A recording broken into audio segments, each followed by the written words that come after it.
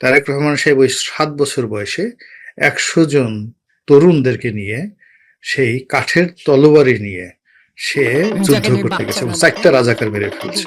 আমি নিজের চোখে দেখেছি। এই ক্যান্টনমেন্টের মধ্যে সে রাজাকারের বাপের নাম বলে দিত, রাজাকারের নাম বাপের নাম। আমি এই দেশকে স্বাধীন করেই ছাড়বো। রাজাকারের বাচ্চা রাজাকার।